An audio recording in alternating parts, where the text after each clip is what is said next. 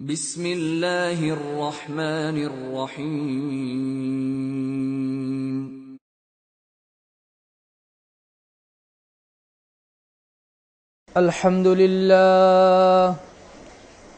الحمد لله نحمده ونستعينه ونستغفره ونؤمن به ونتوكل عليه ونعوذ بالله من شرور أنفسنا ومن سيئات أعمالنا من يهده الله فلا مضل له ومن يضلل فلا هادي له ونشهد أن لا إله إلا الله وحده لا شريك له ونشهد أن محمدًا عبده ورسوله الذي أرسله بالحق بشيرًا ونذيرًا وداعيًا إلى الله بإذنه وسراجًا منيرًا أما بعد فقد قال الله تعالى في القرآن المجيد فأعوذ بالله السميع العليم من الشيطان الرجيم بسم الله الرحمن الرحيم يا أيها الذين آمنوا اتقوا الله حق تقاته ولا تموتن إلا وأنتم مسلمون يا أيها الناس اتقوا ربكم من نفس واحدة وخلق منها زوجها وبث منهما رجالا كثيرا ونساء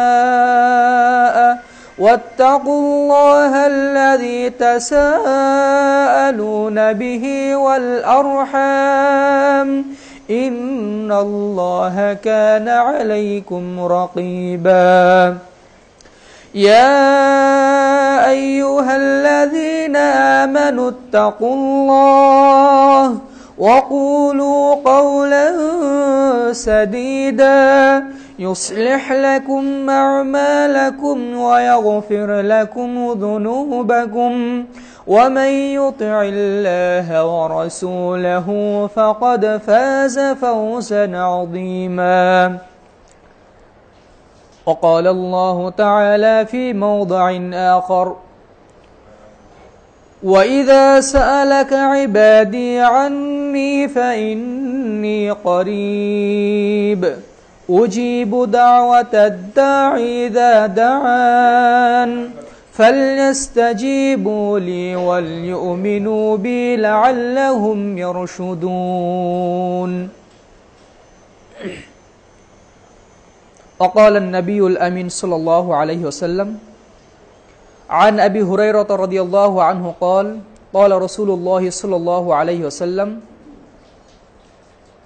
يا أيها الناس إن الله طيب لا يقبل الله إلا طيبا فإن الله أمر المؤمنين بما أمر به المرسلين فقال الله تعالى يا أيها الرسل كلوا من الطيبات واعملوا صالحا وإني بما تعملون عليم ثم ذكر الرجل يطيل السفر أشعث أكبر يمد يديه إلى السماء يا ربي يا ربي ومطعمه حرام ومشربه حرام وملبسه حرام وغذي بالحرام فأنى يستجاب لذلك رواه مسلم وعن حذيفة بن اليمان رضي الله عنه قال قال رسول الله صلى الله عليه وسلم والذي نفسي بيده لتأمرن بالمعروف ولتنهون عن المنكر أو لا يوشكن الله أن يبعث عقابا منه ثم لتدعونه ولا يستجاب لكم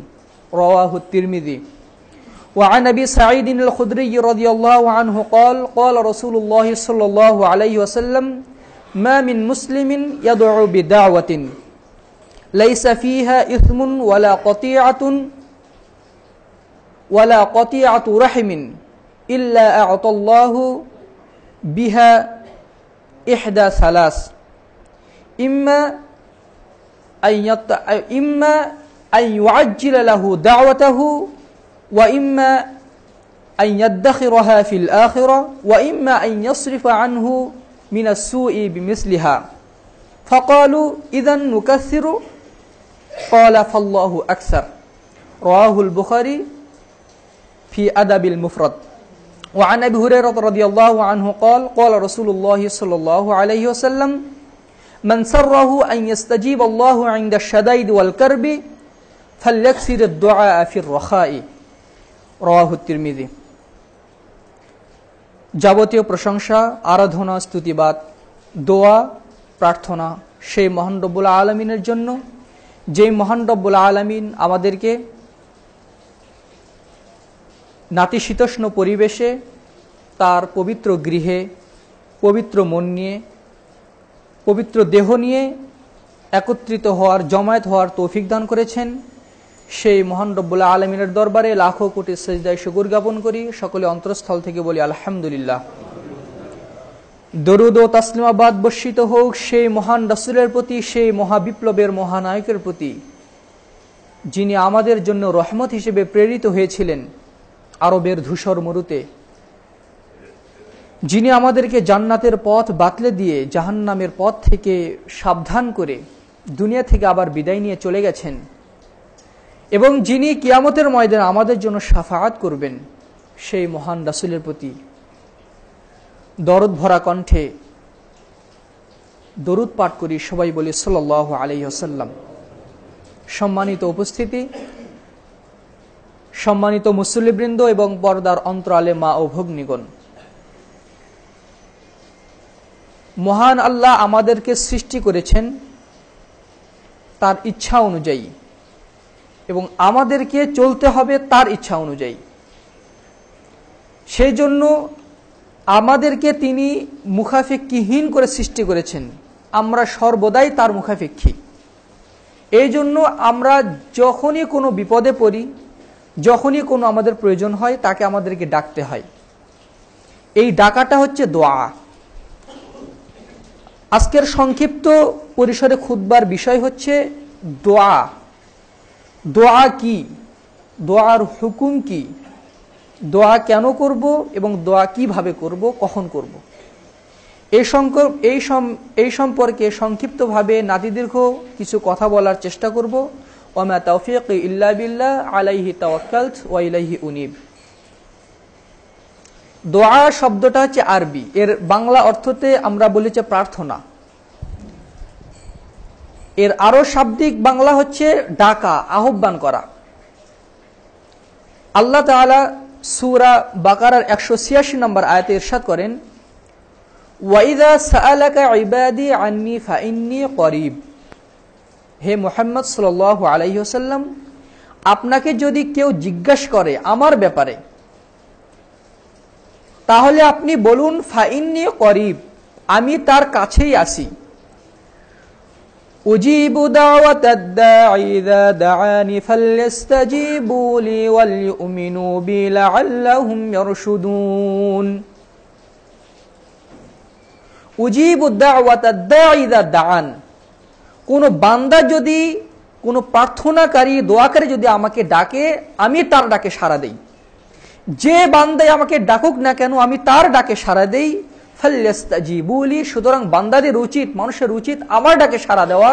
ওয়াল ইউমিনু B, এবং আমার প্রতি বিশ্বাস স্থাপন করা। লাআল্লাহুম ইয়ারশুদুন, তাহলেই তারা সঠিক পথ প্রাপ্ত হবে। দোয়া দুই প্রকার, যেমন শাইখুল ইসলাম ইবনে তাইমিয়া বলছেন, আদ-দুআউ নাওআন ইয়ানকাসিমু আলা কিসমাইন। দোয়া হচ্ছে দুই প্রকার। এক নম্বর হচ্ছে দুআউল ইবাদাহ, ইবাদত বা উপাসনামূলক দোয়া।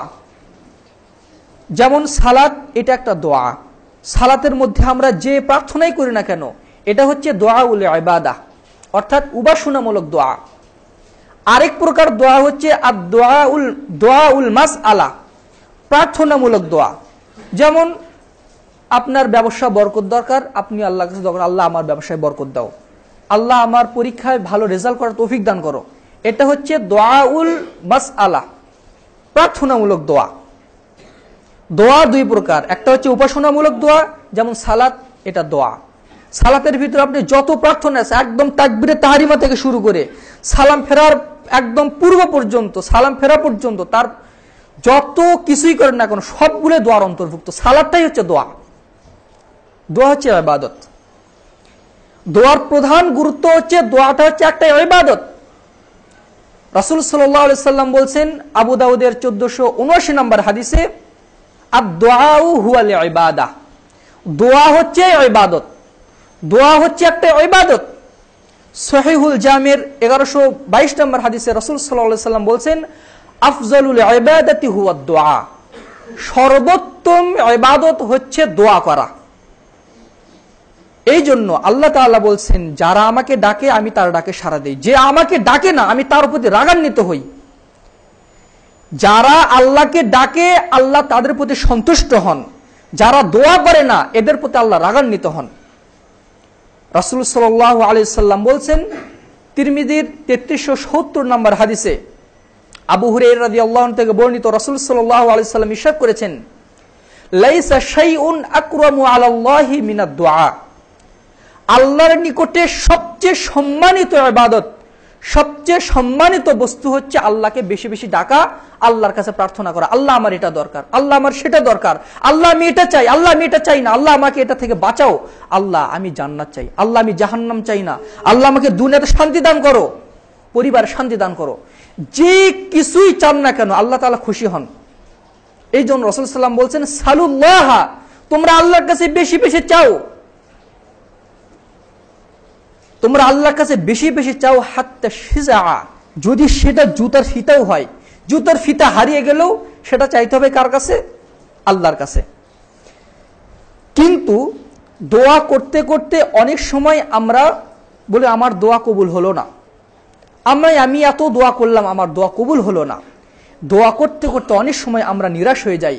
রাসূল সাল্লাল্লাহু আলাইহি সাল্লাম ইরশাদ করেছেন, ইমাম বুখারী আদাবুল মুফরাদের 720 নম্বর হাদিসে বর্ণনা করেছেন একটি হাদিস, আবু সাঈদ খুদরি রাদিয়াল্লাহু আনহু থেকে বর্ণিত, নবী করিম সাল্লাল্লাহু আলাইহি সাল্লাম ইরশাদ করেছেন, মা মিন মুসলিমিন ইয়াদউ বিদাওয়াতিন, কোন মুসলিম যদি দোয়া করে, আল্লাহর কাছে প্রার্থনা করে, লাইসা ফিহা ইসমুন ওয়ালা কতিআতু রাহমিন, সে দোয়ার মধ্যে কোনো পাপ নাই, কোনো পাপ কাজের দোয়া করে না, এবং সে দোয়ার মধ্যে আত্মীয়তার সম্পর্ক ছিন্ন করার কোনো আহ্বান নেই। আল্লাহর কাছে দোয়া করে কোনো মুমিন বান্দা, কোনো মুসলিম, সেই দোয়াতে কোনো পাপের কথা নেই, সেই দোয়াতে আত্মীয়তার সম্পর্ক ছিন্ন করার কোনো কথা নেই। আল্লাহ তাআলা, রাসূল সাল্লাল্লাহু আলাইহি সাল্লাম বলছেন, ইল্লা আতাহুল্লাহু বিহা ইহদা সালাস, আল্লাহ তাআলা তাকে দোয়াটা কবুল করেন তিন ভাবে দেন। ইম্মা আন ইউআজ্জিলা লাহু দাওয়াতাহু, যখন সে দোয়া করে, দোয়া করার সাথে সাথে সেটা কবুল করেন, এটা হচ্ছে এক প্রকার কবুল। আও ইয়াদাখিরাহা ফিল আখিরাহ, অথবা যদি সাথে সাথে কবুল না করেন তাহলে ওই দোয়াটা ওই কবুল করেন একদম আখিরাতে, আখিরাতের জন্য আল্লাহ তাআলা সেটা সঞ্চয় করে রেখে দেন। এটা এক প্রকার কবুল, এটাও কিন্তু কবুল হয়ে গেছে তার জন্য দোয়া। আর 3 নম্বরে কি, আও ইয়ানসারিফা আনহু মিনাস সুই মিসলিহা, একটা বিপদে পড়ছেন, আল্লাহর কাছে দোয়া করছেন, আল্লাহ তাআলা দোয়া কবুল করেছে, ওই বিপদ থেকে যদি আপনি রক্ষা নাও পান, কিন্তু এরপরে আপনার উপরে আরো কঠিন বিপদ আসতো, আল্লাহ তাআলা আপনার এই দোয়ার মাধ্যমে পরবর্তীতে আপনার যে কঠিন বিপদটা আসতো, এই বিপদটা আল্লাহ তাআলা সরিয়ে দেন তার কাছ থেকে। সুবহানাল্লাহ বিহামদি। তখন সাহাবীরা বলছেন, ইয়া রাসূলুল্লাহ ইযান নুকাসসিরু, তাহলে আমরা বেশি বেশি দোয়া করব আল্লাহর কাছে। আল্লাহ তখন রাসূল সাল্লাল্লাহু আলাইহি ওয়াসাল্লাম বলছেন, ফাল্লাহু আকসার, তাহলে আল্লাহ তাআলা তোমাদেরকে বেশি বেশি দান করবেন। যত বেশি দোয়া করবেন আল্লাহ তাআলার কাছে তত বেশি পাবেন। আল্লাহ সাল্লাল্লাহু আলাইহি ওয়াসাল্লাম এটাই বলছেন। এখন আমরা যে দোয়া করব, দোয়া করার অন্তরায় কি? দোয়া কখন কখন কবুল হবে না, কিছু কিছু কাজ আছে যেগুলো কাজ করলে দোয়া কবুল হয় না। তার মধ্যে প্রথম নাম্বার হচ্ছে সহিহ মুসলিমের 1015 নম্বর হাদিসে রাসূল সাল্লাল্লাহু আলাইহি সাল্লাম বলছেন, আইয়ুহান নাস, হে মানব জাতি, ইন্নাল্লাহা তাইয়্যিবুন, নিশ্চয় আল্লাহ তাআলা পবিত্র, লা ইয়াকবালু ইল্লা তাইয়্যিবান, আল্লাহ তাআলা পবিত্র ছাড়া অন্য কোনো কিছুই কবুল করেন না। ফাইন্নাল্লাহা আমারাল মুমিনিনা বিমা আমারা বিহিল মুরসালিন, আল্লাহ তাআলা নবীদেরকে যে নির্দেশ দিয়েছেন আল্লাহ তাআলা মুমিনদেরকেও ওই একই নির্দেশ দিয়েছেন। নির্দেশটা কি? আল্লাহ তাআলা বলছেন পবিত্র কোরআনে, ইয়া আইয়ুহার রাসূল কুলু মিনাত তাইয়্যিবাতি ওয়া'মালু সালিহা, হে নবীগণ কুলু মিনাত তাইয়্যিবাত, তোমরা হালাল খাদ্য গ্রহণ করো, ওয়া'মালু সালিহা, এবং সৎ কর্মসমূহ সম্পাদন করো। সুম্মা যাকারা রাজুলা ইউতিলুস সাফারা, অতঃপর রাসূল সাল্লাল্লাহু আলাইহি সাল্লাম এক ব্যক্তির নমুনা পেশ করলেন, এক ব্যক্তির কথা উল্লেখ করলেন, ইউতিলুস সাফারা, যে অনেক দূর থেকে সফর করে এসেছে, দীর্ঘ পথ পাড়ি দিয়ে সফর করে এসেছে। আশআসা আকবারা, তার চুল ছিল উস্কো খুস্কো, গা ছিল ধুলাই মলিন, এই রকম একজন ব্যক্তি, ইয়ামুদ্দু ইয়াদাইহি ইলাস সামা, দু হাত উত্তোলন করে উন্মুক্ত স্থানে একদম খোলা প্রান্তরে দুই হাত উন্মুক্ত করে আল্লাহ তাআলার কাছে কাকুতি মিনতি করে দোয়া করছে, ইয়া রব্বি, হায় আমার প্রতিপালক, হে আমার প্রতিপালক। খুব কাকুতি মিনতি করে দোয়া করছে। রাসূল সাল্লাল্লাহু আলাইহি সাল্লাম বলছেন, ওয়া মাতআমুহু হারামুন, সে যে খাবারটা খায় ওই খাবারটা হারাম। ওয়া মাশরাবুহু হারামুন, তার পেটে যে পানি আছে ওই পানিটা হারাম। ওয়া মালবাসুহু হারামুন, তার শরীরে যে পোশাক আছে ওই পোশাকটাও হারাম। ওয়া গুযিয়া বিল হারাম, তার শরীরটা পরিপুষ্ট হয়েছেই হারাম খাদ্যে। ফাআন্না ইউস্তাজাবু লিযালিক, তাহলে তার দোয়া কবুল হবে কিভাবে? অর্থাৎ তার দোয়া কবুল হবে না। আপনি যদি হারাম পোশাক পরে যতই কাকুতি মিনতি করে চোখের পানি ঝরিয়ে আল্লাহর কাছে প্রার্থনা করুন না কেন, আল্লাহ আপনার দোয়া কবুল করবেন না। কারণ আপনার গায়ে হারাম টাকার পোশাক, আপনার পেটে হারাম টাকার পানি, আপনার শরীরের রক্ত হারাম টাকা দিয়ে, হারাম খাদ্য দিয়ে পরিপুষ্ট হয়েছে। এই রকম শরীর যাদের আছে তাদের দোয়া আল্লাহ তাআলা কবুল করবেন না। 2, যারা সৎ কাজের আদেশ এবং অসৎ কাজ থেকে নিজেকে বিরত রাখে এদের দোয়া আল্লাহ তাআলা কবুল করেন না। দলিল তিরমিজির 2179 নম্বর হাদিসে, 69 নম্বর হাদিসে রাসূল সাল্লাল্লাহু আলাইহি সাল্লাম বলছেন, ওয়াল্লাযী নাফসি বিয়াদিহি, ওই সত্তার কসম করে বলছি, ওই সত্তার কসম করে বলছি যার হাতে আমার প্রাণ রয়েছে, লা তা'মুরুন্না বিল মা'রুফ ওয়া লা তানহাউন্না আনিল মুনকার, তোমরা অবশ্যই অবশ্যই সৎ কাজের আদেশ দিবে এবং অবশ্যই অবশ্যই অসৎ কাজ থেকে মানুষকে নিষেধ করবে। যদি তা না করো, আউলা ইউশাকান্নাল্লাহু আইয়াবআসা ইয়াকাবাম মিন, যদি তোমরা সৎ কাজের আদেশ না দাও, অসৎ কাজ থেকে মানুষকে বিরত না রাখো সামর্থ্য থাকা সত্ত্বেও, অচিরেই আল্লাহ তাআলা তোমাদের উপর গজব প্রেরণ করবেন। সুম্মা লাতাদউনাহু ওয়ালা ইস্তাজাবু লাকুম, তখন তোমরা আল্লাহর গজবে পতিত হয়ে আল্লাহর কাছে দোয়া করবে, প্রার্থনা করবে, ওয়ালা ইস্তাজাবু লাকুম, তোমাদের দোয়া কবুল করা হবে না। 3, দোয়া করবেন কিন্তু তার ফল ত্বরিত আশা করা যাবে না। আমি দোয়া করলাম, দোয়া কবুল হলো না কেন? রাসূল সাল্লাল্লাহু আলাইহি সাল্লামের হাদিস সহিহ মুসলিমের 202 নম্বর হাদিসে, 7112 নম্বর হাদিসে রাসূল সাল্লাল্লাহু আলাইহি সাল্লাম বলেন, লা ইয়াজালু ইস্তাজাবু লিল আবদি, বান্দার দোয়া ততক্ষণ পর্যন্ত কবুল করা হতেই থাকে, লিমা লাম ইয়াদউ বিল ইসমি ওয়াল কতিআতি রাহমিন মা লাম ইস্তাজিল, যতক্ষণ না সে তাড়াহুড়া না করে, যতক্ষণ না সে আত্মীয়তার সম্পর্ক ছিন্ন না করে এবং পাপ না করে, ততক্ষণ পর্যন্ত বান্দার দোয়া কবুল করা হতেই থাকে। সাহাবীরা বললেন, ইয়া রাসূলুল্লাহ মাল ইস্তিজাল, দোয়াতে আবার তাড়াহুড়া কিসের? দোয়াতে তাড়াহুড়া এটা আবার কি জিনিস? তখন রাসূল সাল্লাল্লাহু আলাইহি ওয়াসাল্লাম বলছেন, ইয়াকুলু ক্বাদ দাউতু ওয়া ক্বাদ দাউতু ওয়া লাম আরা ইস্তাজাবু লি, বান্দা বলে আমি এত দোয়া করলাম আল্লাহর কাছে, এত দোয়া করলাম, ওয়ালাম আরা ইস্তাজাবু লি, কিন্তু আমার দোয়া তো কবুল হলো না। থুম্মা ইস্তাহসিরা ইনদা যালিক, তখন সে নিরাশ হয়ে যায়, ওয়াদাউ দুআ, এবং দোয়া করা ত্যাগ করে দেয়। আল্লাহ তাআলা তখন আর তার দোয়া কবুল করেন না।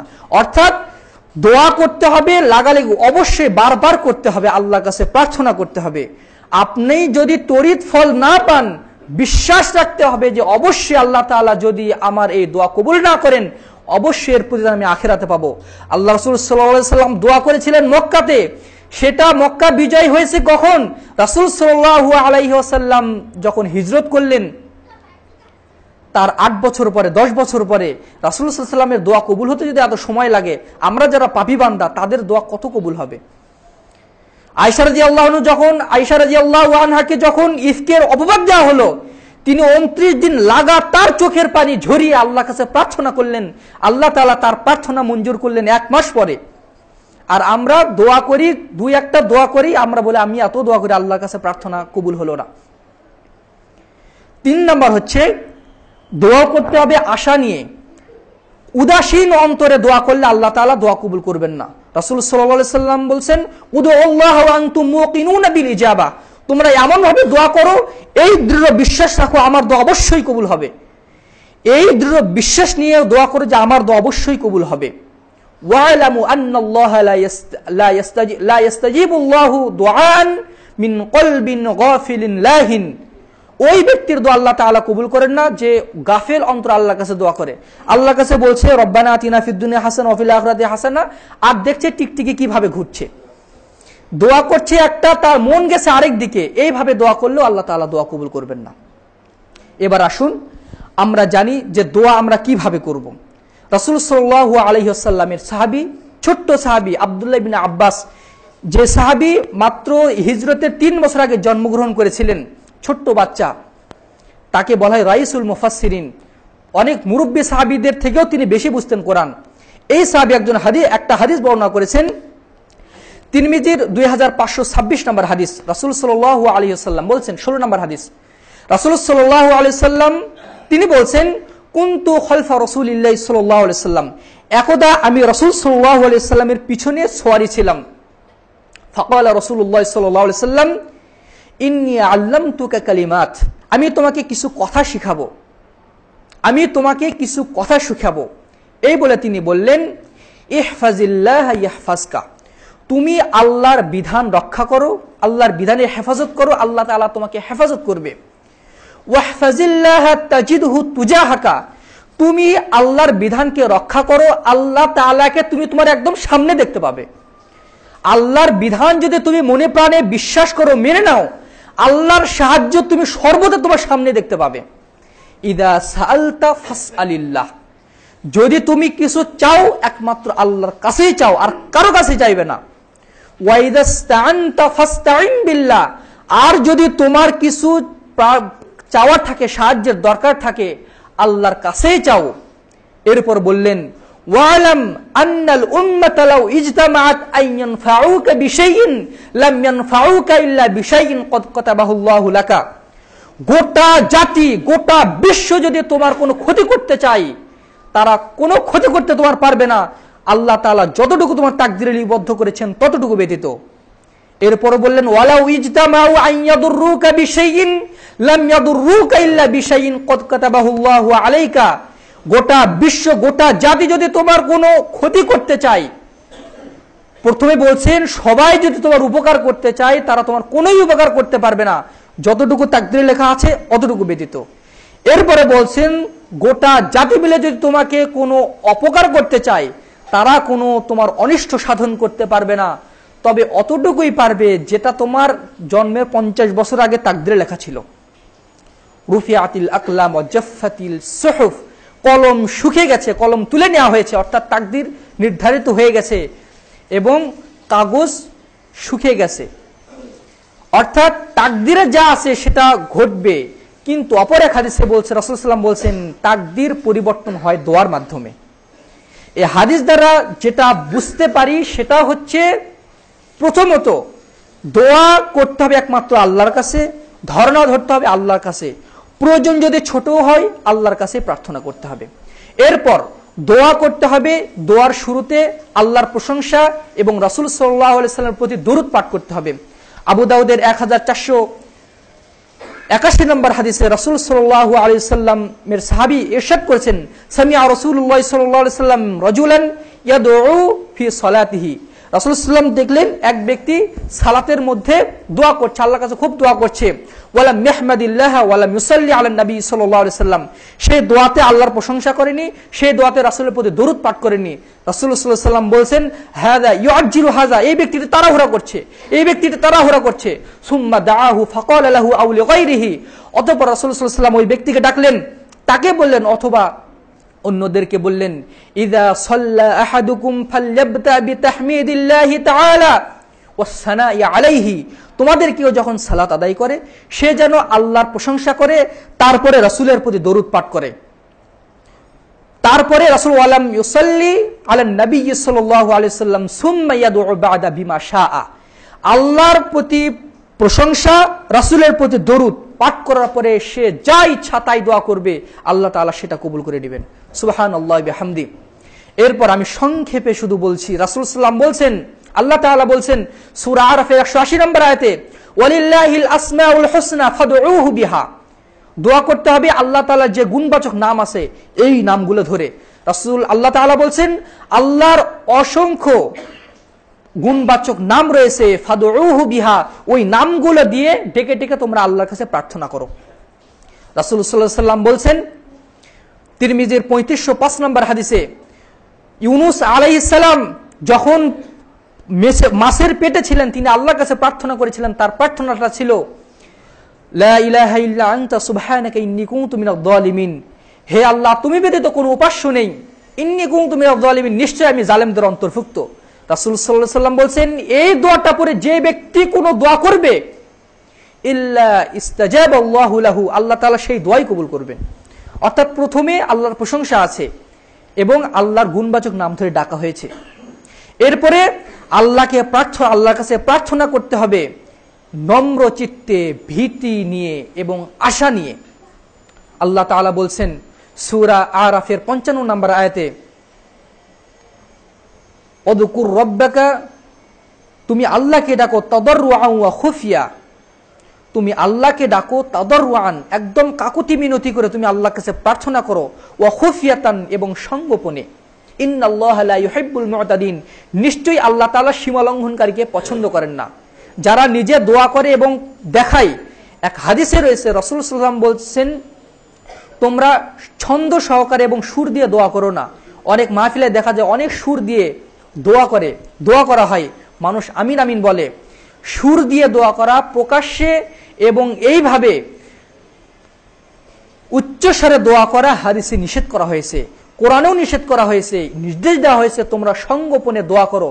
অপর এক আয়াতে সূরা আরাফের 206 নম্বরে 5 নম্বর আয়াতে রাসূল সাল্লাল্লাহু আলাইহি ওয়াসাল্লাম বলছেন, উযকুর রাব্বাকা ফি নাফসি, তুমি আল্লাহকে স্মরণ করো, তোমার প্রতিপালককে স্মরণ করো অন্তরে, তাদাররুআন ওয়া খুফিয়া, ভীতি নিয়ে, সংগোপনে এবং কাকতি বিনতি করে, ওয়া দুনাল জাহরি বিল মিনাল কওল, এবং কথা উচ্চ করে নয়, নীরব করে আল্লাহর কাছে দোয়া করবে। বিল গুদুবি ওয়াল আসল, সকাল সন্ধ্যায় আল্লাহর কাছে প্রার্থনা করবে। ওয়ালা তাকুনান্না মিনাল গাফিলিন, এবং গাফিলদের অন্তর্ভুক্ত হবে না। কাকুতি মিনতি নিয়ে দোয়া করতে হবে। দুনিয়াতেও যদি কোনো স্বার্থোদ্ধারের জন্য আমরা যদি কোনো উচ্চ পদস্থ কর্মকর্তার কাছে যাই, আমরা কত কাকুতি বিনতি, কত তেলবাজি করে আমরা স্বার্থ উদ্ধারের চেষ্টা করি, অথচ দিনের বিশ্ব চরাচর ধারক, জান্নাতের মালিক, জাহান্নামের মালিক, যার হাতে রয়েছে আমার জীবন মরণ, তার কাছে আমরা প্রার্থনা করব, দুটো চোখের পানি ঝরাতে পারবো না, কাকুতি মিনতি করব না। ওইভাবে তো আল্লাহ তাআলার কাছে দোয়া সহজে কবুল হবে না। আল্লাহ তাআলা দোয়া কবুল করবেন, কিন্তু তিনি বিশ্ব চরাচরের ধারক, তার কাছে সেইভাবে দোয়া করতে হবে। এরপর দোয়া করতে হবে নিজের পাপ আল্লাহর কাছে স্বীকার করে। আয়েশা সিদ্দিকা রাদিয়াল্লাহু আনহা থেকে বর্ণিত, রাসূল সাল্লাল্লাহু আলাইহি ওয়াসাল্লাম বলছেন, ইন্নাল আবদা ইযা ই'তারাফা যামবাহু, যখন কোনো বান্দা তার পাপ স্বীকার করে, আল্লাহর কাছে পাপ স্বীকার, আল্লাহ আমি এই পাপটা করেছি, সুম্মা তাবা, অতঃপর আল্লাহ তাআলার কাছে তওবা করে, তাবাল্লাহু আলাইহি, আল্লাহ তাআলা তার তওবা কবুল করে নেন। সুবহানাল্লাহি বিহামদি। এরপর দোয়া করতে হবে, কল্যাণের দোয়া করতে হবে, অকল্যাণের দোয়া করা যাবে না। কোনো মুসলিম ভাইয়ের ক্ষতি করার জন্য ক্ষতি চেয়ে আল্লাহর কাছে দোয়া করা যাবে না। রাসূল সাল্লাল্লাহু আলাইহি ওয়াসাল্লাম বলছেন সহিহ মুসলিমের 3009 নম্বর হাদিসে, লা তাদউ আলা আনফুসিকুম, তোমরা নিজেদের বিরুদ্ধে দোয়া করো না। ওয়ালা তাদউ আলা আওলাদিকুম, তোমরা তোমাদের সন্তানের বিরুদ্ধে দোয়া করো না। ওয়ালা তাদউ আলা আমওয়ালিকুম, তোমরা তোমাদের সম্পদের বিরুদ্ধেও দোয়া করো না। অর্থাৎ দোয়া করতে হবে কল্যাণের জন্য, অকল্যাণের জন্য দোয়া করা যাবে না। কোনো মুসলিম ভাইয়ের অনুপস্থিতিতে যদি আপনি দোয়া করেন, হে আল্লাহ অমুক ভাইকে ক্ষমা করে দাও, তার অনুপস্থিতিতে তার মাথার উপরে সবসময় একজন ফেরেশতা আছে, ওই ফেরেশতারা বলবে আমিন ইয়া রাব্বাল আলামিন, হে আল্লাহ এই লোকের দোয়া মার্জনা করো এবং এই ব্যক্তিকেও ক্ষমা করে দাও। সুবহানাল্লাহ বিহামদি। আপনি একজন ভাইয়ের জন্য দোয়া করলেন, ওই দোয়া তো আল্লাহ তাআলা কবুল করবেন, এবং ওই ভাইয়ের জন্য যে দোয়াটা করেছেন ওই দোয়াটা আপনার নিজেরও কাজে লাগবে। সুবহানাল্লাহ বিহামদি। এর জন্য অপর ভাইয়ের জন্য ক্ষতির জন্য দোয়া নয়, মঙ্গলের জন্য দোয়া করতে হবে, সেটা নিজের জন্যও কাজে লাগবে। এরপর দোয়া করতে হবে বেশি বেশি। রাসূল সাল্লাল্লাহু আলাইহি সাল্লাম বলছেন, যখন তোমাদের কেউ আল্লাহর কাছে প্রার্থনা করে ফালইস্তাকসির, সে যেন বেশি বেশি দোয়া করে, ফাইন্নামা ইয়াসআলু রাব্বাহু, কেননা সে চাচ্ছে আল্লাহর কাছে, সে চাচ্ছে তার মহান প্রতিপালকের কাছে, এই জন্য সে যেন বেশি বেশি দোয়া করে। এরপর দোয়া করবেন শুধু বিপদে, কষ্টের সময়ে যেভাবে দোয়া করা হয়, কষ্ট ছাড়া সুখের সময়, স্বাচ্ছন্দ্যের সময় সেভাবে দোয়া করতে হবে।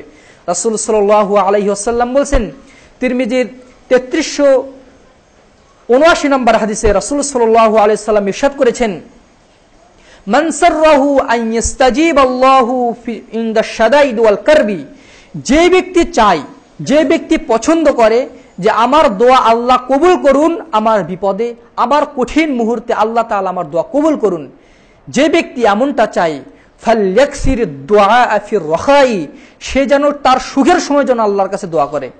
কিন্তু আমাদের নীতি হলো, আমরা যখন বিপদে পড়ি তখন আমাদের দুহাত উত্তোলন হয়, কিন্তু যখন আমাদের আবার সুখ আসে, স্বাচ্ছন্দ্য আসে, একটু হাতে টাকা পয়সা আসে, ক্ষমতা আসে, তখন আবার আমরা আল্লাহকে ভুলে যাই।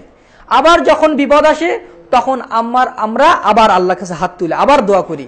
কিন্তু আল্লাহ রাসূল বলছেন, যে ব্যক্তি কষ্টের সময় চায় যে আল্লাহ তাআলা তার দোয়া কবুল করুন, তাহলে সে যেন সুখের সময় আল্লাহর কাছে দোয়া করে। যারা সুখের সময় আল্লাহর কাছে দোয়া করে, এরা কষ্টে পতিত হলে আল্লাহর কাছে দোয়া করার সাথে সাথে আল্লাহ তাআলা কবুল করে নেন। সুবহানাল্লাহি বিহামদিহি, সুবহানাল্লাহিল আযীম। এরপর দোয়ার বাক্যগুলো তিনবার করে বলারও হাদিসে রয়েছে। যেমন রাসূল সাল্লাল্লাহু যখন কুরাইশদের বিরুদ্ধে যখন দোয়া করছেন, আল্লাহুম্মা আলাইকা কুরাইশ, আল্লাহুম্মা আলাইকা কুরাইশ, আল্লাহুম্মা আলাইকা কুরাইশ, আপনি ক্ষমা চাইবেন আল্লাহর কাছে, বারবার সেটা রিপিট করে আল্লাহর কাছে প্রার্থনা করুন, আল্লাহ তাআলা ইনশাআল্লাহ আপনার দোয়া কবুল করে নেবেন। সুবহানাল্লাহি বিহামদি। এরপর দোয়া করতে হবে সংগোপনে এবং নীরবে।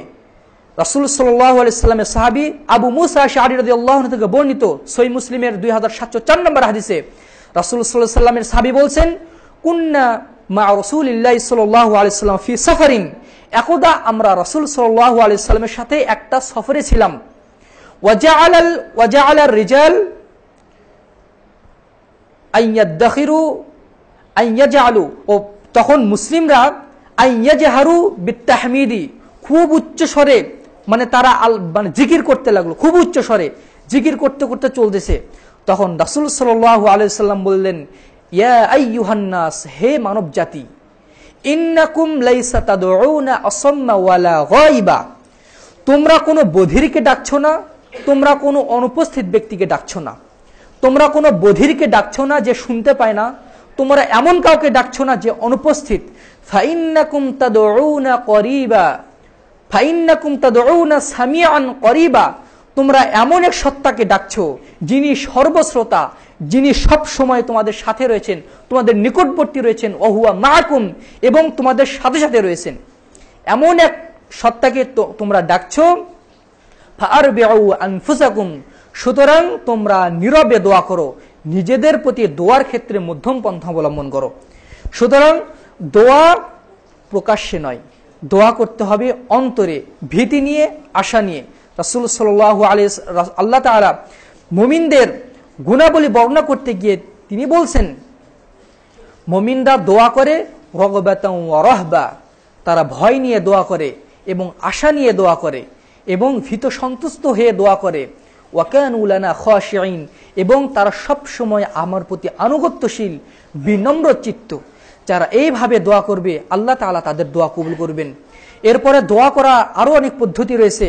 আল্লাহ রাসূল সাল্লাল্লাহু বলছেন, যখন কোনো বান্দা দু হাত তুলে আল্লাহর কাছে দোয়া করে, আল্লাহ তাআলা লজ্জাশীল, তিনি ওই হাতকে খালি অবস্থায় ফিরে দিতে লজ্জাবোধ করেন। রাসূল সাল্লাল্লাহু আলাইহি সাল্লামের সাহাবী বলছেন, ইযা আরাদান নাবিয়্যু সাল্লাল্লাহু আলাইহি সাল্লাম আন ইয়াদউ দাআ বিমাইন ফায়াতাওয়াদ্দা ওয়া ইয়ারফা ইয়াদাইহি। যখন আল্লাহ রাসূল দোয়া করার ইচ্ছা করতেন তিনি পানি আনতে বলতেন, অথবা ওযু করতেন, অথবা দুই হাত উত্তোলন করে দোয়া করতেন। দুই হাত উত্তোলন করে দোয়া করার পরে মুখ মুছার হাদিসের সনদ দুর্বল, হাত তুলে দোয়া করতে হবে একাকী সালাত আদায় করে দোয়া করা যায়। এরবার আমরা সংক্ষিপ্তভাবে জানি আমরা কখন কখন দোয়া করব, কোন কোন সময় দোয়াটা বেশি কবুল হয়। যেমন রাত্রির শেষ তৃতীয়াংশে আল্লাহ তাআলা বেশি বেশি দোয়া কবুল করেন। সহিহুল বুখারীর ৭০৫৬ নম্বর হাদিসে রাসূল সাল্লাল্লাহু আলাইহি ওয়াসাল্লাম বলছেন, ইনজিলু রাব্বুনা তাবারাকা ওয়া তাআলা ইলাস সামাঈদ দুনিয়া। আল্লাহ তাআলা মহান বরকতময় আল্লাহ তাআলা নেমে আসেন যখন রাত্রির এক তৃতীয়াংশ থাকে, সেই সময় নেমে আসেন ইলাস সামাঈদ দুনিয়া, দুনিয়ার আসমানে, যে আসমানটা আমরা দেখতে পাই, এই আসমানে আল্লাহ তাআলা নেমে আসেন রাত্রির শেষ তৃতীয়াংশে। এসে তিনি ডাকতে থাকেন, মান ইয়াদউনি ফাস্তাজিব লাহু, তোমাদের কে আছো আমাকে ডাকো, আমি তোমার ডাকে সাড়া দেব। ওয়া মান ইস্তাগফিরুনি ফাউগফির লাহু ওয়া মান ইয়াসআলুনি ফাউতিয়াহু, তোমাদের কে আছো আমার কাছে কিছু চাও, আমি তোমাকে দান করব। ওয়া মান ইস্তাগফিরুনি ফাউগফির লাহু, তোমাদের কে আছো কোনো পাপী বান্দা, আমার কাছে তওবা করো, আমার কাছে ক্ষমা প্রার্থনা করো, আমি তোমার পাপ ক্ষমা করে দিব। আল্লাহ তাআলা প্রথম আসমানে এসে আমাদেরকে আহ্বান করতে থাকেন যে সময় আমরা ঘুমে বিভোর থাকি। আল্লাহ তাআলার কিছু কিছু বান্দা সেই সময় রাত্রে জাগরণ করে আল্লাহ তাআলার কাছে প্রার্থনা করে অলসতার চাদর ছুঁড়ে ফেলে। এই সময় আল্লাহ তাআলা দোয়া কবুল করেন। রাসূল সাল্লাল্লাহু আলাইহি সাল্লাম বলছেন, যে হাদিসটি আবু দাউদে এসেছে, যখন কোনো বান্দা মামি মুসলিমিন ইয়াবিতু আলা যহরিন তাহিরিন, যখন কোনো মুসলিম বান্দা মুমিন বান্দা পবিত্র অবস্থায় রাত্রি যাপন করে, অতঃপর যখন রাত্রিতে সে জাগরণ করে, রাত্রিতে সে যখন ওঠে আল্লাহর কাছে যে প্রার্থনাই করেন না কেন আল্লাহ তাআলা সে প্রার্থনা মঞ্জুর করেন। সুবহানাল্লাহ বিহামদি। রাত্রে জিকির আজকার করে ঘুমিয়ে পড়ছেন পবিত্র অবস্থায় ওযু করে, শেষ রাত্রিতে বা রাতের যে কোনো অংশে আপনি উঠে যে দোয়াই করবেন সালাত আদায় করে, সে দোয়াই আল্লাহ তাআলা কবুল করবেন। সুবহানাল্লাহ বিহামদি। বুখারীর একটি হাদিসে এসেছে, রাসূল সাল্লাল্লাহু আলাইহি সাল্লাম বলছেন, যে ব্যক্তি পবিত্র অবস্থায় ঘুমাবে, ঘুম থেকে উঠে একটি দোয়া পড়বে, লা ইলাহা ইল্লাল্লাহু ওয়াহদাহু লা শারীকা লাহু লাহুল মুলকু ওয়া লাহুল হামদু ওয়া হুয়া আলা কুল্লি শাইইন কাদির, সুবহানাল্লাহি ওয়াল হামদুলিল্লাহি ওয়া লা ইলাহা ইল্লাল্লাহু আল্লাহু আকবার ওয়ালা হাওলা ওয়ালা কুওয়াতা ইল্লা বিল্লাহ। এই দোয়াটা পাঠ করে সে যে দোয়াই আল্লাহর কাছে করবে না কেন আল্লাহ তাআলা সেই দোয়াটা কবুল করে নেবেন। সুবহানাল্লাহ বিহামদি। আপনি পবিত্র অবস্থায় ঘুমাইছেন, হঠাৎ রাত 12টার দিকে জাগতে পারলেন, আপনার উঠে লেপ ছেড়ে ওযু করার দরকার নেই, লেপের ভিতরে শুয়ে থাকেন, শুয়ে দোয়াটা পাঠ করুন, পাঠ করে আল্লাহর কাছে দোয়া করুন, হে আল্লাহ আমার পরিবারের সচ্ছলতা দান করো, হে আল্লাহ আমাকে ক্ষমা করো। লেপের ভিতরে আছেন আপনি, এই দোয়াটা পাঠ করেছেন, পাঠ করে আল্লাহর কাছে প্রার্থনা করেছেন, আল্লাহ তাআলা রাসূল বলছেন ওই দোয়া কবুল করা হবে। সুবহানাল্লাহ বিহামদি। এরপর আসর সালাতের আজান এবং ইকামতের মধ্যবর্তী সময়ে আল্লাহ তাআলা দোয়া কবুল করেন। রাসূল সাল্লাল্লাহু আলাইহি সাল্লাম বলছেন, আদ-দুআ লা ইউরাদ্দু বাইনাল আযান ওয়াল ইকামা, যখন একামত দেওয়া হয়, আজান দেওয়া হয় এবং একামত এর মধ্যবর্তী সময়ে যেই দোয়াই করা হোক না কেন আল্লাহ তাআলা সেটা ফিরিয়ে দেন না, সেটা কবুল করে নেন। সুবহানাল্লাহ বিহামদি। যে দোয়াই করা হোক না কেন আল্লাহ তাআলা সেটা কবুল করে নেন। অপর এক হাদিসে রাসূল সাল্লাল্লাহু আলাইহি সাল্লাম বলছেন, যেটা সিলসিলা সহিহাতে ওই হাদিসটা রয়েছে, রাসূল সাল্লাম বলছেন, ইদা নাদাল মুনাদি, যখন মুয়াজ্জিন আজান দেয়, ফুতিহাত আবওয়াবুস সামা, তখন আসমানের দরজাসমূহ খুলে দেওয়া হয়, ওয়া ইস্তাজাবুদ দুআ, দোয়া কবুল করা হয়, ফাদউ, সুতরাং তোমরা দোয়া করো। এই অবস্থাতে যখন আজান দেয় আসমানের দরজাগুলো খুলে যায়, যেই দোয়াই করুক না কেন বান্দা ওই দোয়াই আসমানে চলে যায়, আল্লাহ তাআলা কবুল করে নেন। আজকে শুক্রবার, এই শুক্রবারও আল্লাহ তাআলা দোয়া কবুল করেন। সবচেয়ে বিশুদ্ধ মত হচ্ছে শুক্রবার জোহরের আজান থেকে নিয়ে অর্থাৎ খুতবা চলাকালীন সময়, এই সময় আল্লাহ তাআলা বেশি বেশি দোয়া কবুল করেন, এবং আসরের সালাত থেকে নিয়ে মাগরিব পর্যন্ত এই সময় আল্লাহ তাআলা বেশি বেশি দোয়া কবুল করেন। সুতরাং প্রার্থনা করুন, আল্লাহর কাছে প্রার্থনা করুন, আল্লাহ তাআলা আপনাকে ক্ষমা করবেন, যা চাইবেন ইনশাআল্লাহ আল্লাহ আপনাকে তাই দিবে। অনুরূপভাবে আরাফার মাঠের দোয়া কবুল হয়, লাইলাতুল কদর রাত্রে দোয়া কবুল হয়, বৃষ্টি পড়ার সময় যে দোয়া করা হয় আল্লাহ তাআলা সেটা কবুল করে নেন। যখন মুজাহিদ কোন জিহাদকারী যখন জিহাদের ময়দানে শত্রুদের সামনে মোকাবিলা করার সময় যখন দাঁড়ায় সেই সময় যে দোয়াটা করে ওই দোয়া আল্লাহ তাআলা কবুল করে নেন। সাইমের দোয়া আল্লাহ তাআলা কবুল করে নেন। মাজলুমের দোয়া আল্লাহ তাআলা কবুল করেন। মাজলুমের দোয়া এবং আল্লাহর মধ্যে কোনো পর্দা নেই। মুসাফিরের দোয়া আল্লাহ কবুল করেন। ছেলের জন্য পিতার দোয়া আল্লাহ তাআলা কবুল করেন। রাসূল সাল্লাল্লাহু আলাইহি ওয়াসাল্লাম বলছেন সালাসু দাওয়াতিন লা ইউরাদ্দু লা তুরাদ্দু, তিন লোকের দোয়া কখনো ফিরে দেওয়া হয় না। দুআউল ওয়ালিদি, সন্তানের জন্য পিতার দোয়া, দুআউস সাইম, সাইমের দোয়া, সিয়াম পালনকারীর দোয়া, ও দুআউল মুসাফির, মুসাফির ব্যক্তির দোয়া। আপনি এখান থেকে যাচ্ছেন বাসাবোতে রিকশাতে চড়ে, আপনি তো মুসাফির, সেই সময় তো আপনি আস্তাগফিরুল্লাহটা পাঠ করতে পারেন, সেই সময় তো আপনি কিছু চাইতে পারেন। মুসাফির অবস্থাতে দোয়া করুন, আল্লাহ তাআলা কবুল করবেন। অপর এক হাদিসে রাসূল সাল্লাল্লাহু আলাইহি ওয়াসাল্লাম বলছেন তিন লোকের দোয়া ফিরে দেওয়া হয় না। এক, সাইমের দোয়া। দুই, ইমামুল আদিল, ন্যায়পরায়ণ শাসকের দোয়া আল্লাহ তাআলা ফিরে দেন না। তিন, ওয়া দাওয়াতুল মাজলুম, অত্যাচারিত ব্যক্তির দোয়া আল্লাহ তাআলা ফিরে দেন না, তার দোয়া কবুল করা হয়। রাসূল সাল্লাল্লাহু আলাইহি ওয়াসাল্লাম যখন মুআয বিন জাবাল রাদিয়াল্লাহু আনহুকে ইয়ামানে পাঠাচ্ছেন গভর্নর করে, তখন তিনি বলছেন ইত্তাকি দাওয়াতাল মাজলুম, তুমি মাজলুমের বদদোয়া থেকে বেঁচে থাকো, মাজলুমের বদদোয়া থেকে বেঁচে থাকো। ফাইন্না লাইসা বাইনাহু ওয়া বাইনাল্লাহি হিজাব, মাজলুমের দোয়া এবং আল্লাহর মধ্যে, মাজলুমের মধ্যে এবং আল্লাহর মধ্যে কোনো পর্দা থাকে না। যে দোয়াই করে ওই দোয়াই আল্লাহর কাছে কবুল হয়ে যায়। সে যদি কল্যাণের দোয়া করে কল্যাণের দোয়া কবুল হয়ে যায়, অকল্যাণের যদি বদদোয়া করে সেটাই আল্লাহ তাআলার কাছে কবুল হয়ে যায়। পিতা যদি সন্তানের জন্য দোয়া করে সেটা কবুল হয়ে যায়, কিন্তু ছেলের কষ্ট দেওয়ার কারণে পিতার কাছ থেকে যদি কোনো কষ্ট প্রকাশিত হয়ে যায় ওটাও কিন্তু তাড়াতাড়ি আল্লাহর কাছে কবুল হয়ে যায়। মুসাফিরের দোয়া তাড়াতাড়ি কবুল হয়, কিন্তু মুসাফিরকে যদি কষ্ট দেওয়ার কারণে মুসাফির যদি অসন্তুষ্ট হয় তার সেই কষ্টের নিঃশ্বাসটাও কিন্তু আল্লাহর কাছে তাড়াতাড়ি কবুল হয়ে যায়। সুতরাং আসুন আমরা প্রার্থনা করি। আল্লাহ তাআলা বলছেন বুদ্ধিমান তারাই, সূরা আলে ইমরানের শেষের দিকে, আল্লাযীনা ইয়াযকুরুনাল্লাহা কিয়ামান ওয়া কুউদান ওয়া আলা জুনুবিহিম ওয়া ইয়াতাফাক্কারুনা ফি খালকিস সামাওয়াতি ওয়াল আরদ রব্বানা মা খালাকতা হাযা বাতিলা সুবহানাকা ফাকিনা আযাবান নার। যারা, আল্লাহ তাআলা বলছেন আসমান জমিন সৃষ্টির মধ্যে নিদর্শন রয়েছে বুদ্ধিমান লোকের জন্য। বুদ্ধিমান কারা? আল্লাযীনা ইয়াযকুরুনাল্লাহা কিয়ামা, যারা আল্লাহকে স্মরণ করে দাঁড়ানো অবস্থায়, ওয়া কুউদা, বসা অবস্থায়, ওয়া আলা জুনুবিহিম, শুয়ে শুয়েও তারা আল্লাহকে স্মরণ করে, আল্লাহকে ডাকে, ওয়া ইয়াতাফাক্কারুনা ফি খালকিস সামাওয়াতি ওয়াল আরদ, এবং আল্লাহর এই সৃষ্টি নিয়ে তারা চিন্তা ভাবনা করে এবং বলে রব্বানা মা খালাকতা হাযা বাতিলা, হে আল্লাহ তোমার কোনো সৃষ্টি বৃথা নয়, তোমার কোনো সৃষ্টি অনর্থক সৃষ্টি করনি তুমি। সুবহানাকা রব্বানা ফাকিনা আযাবান নার, হে দয়াময় আল্লাহ, হে মহান আল্লাহ, তুমি আমাদেরকে জাহান্নামের আগুন থেকে পরিত্রাণ দান করো। সুবহানাল্লাহি ওয়া বিহামদিহি। সুতরাং আসুন আমরা আল্লাহর কাছে দোয়া করি। আমরা পাপী বান্দা। আল্লাহ তাআলা বলছেন কুল্লু বানি আদম খাত্তাউন ওয়া খায়রুল খাত্তাইনা তাওয়াবুন, প্রত্যেক আদম সন্তানই পাপী।